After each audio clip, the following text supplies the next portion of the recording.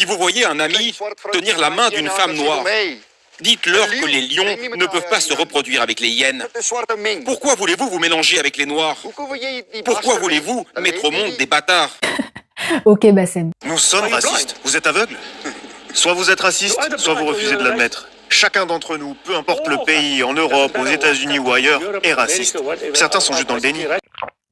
Là-dessus, il a pas tort. C'est un problème de cerveau. Il y a des choses que les Noirs ne sont pas capables de faire.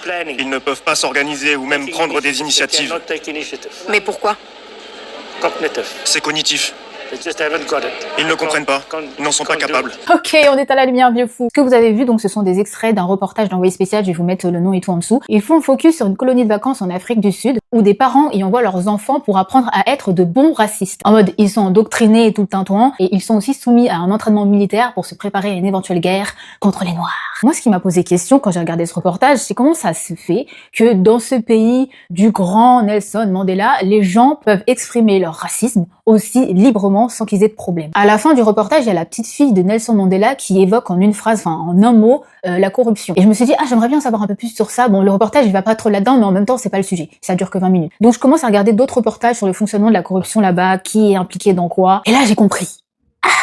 Les Noirs souffrent dans ce pays. J'ai compris que finalement, le fait que les racistes là s'expriment, c'était limite le moins pire de leurs soucis. J'ai vu le reportage sur Eskom, là, leur compagnie d'électricité, jusqu'à sa commandite des meurtres, des empoisonnements, et Seigneur Jésus, Marie-Joseph de Nazareth, j'invoque toute la famille carrément. Les conditions de vie dans les townships. Quand je pense qu'à une époque, je bandais sur l'Afrique du Sud, j'avais grave envie d'aller vivre à Cape Town et tout, mais c'était par rapport au mannequinat et tout. Alors là, ça m'a coupé toute envie. Les droitards là, quand ils chouinent par rapport au racisme anti-blanc, oh regardez en Afrique du Sud, les blancs fermiers, blabla.